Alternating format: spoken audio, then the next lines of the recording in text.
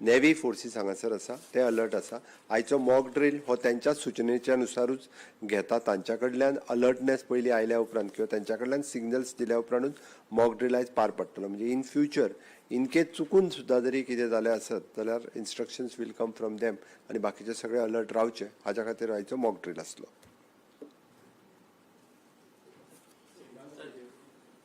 जालें तूं येवच्या पयलीं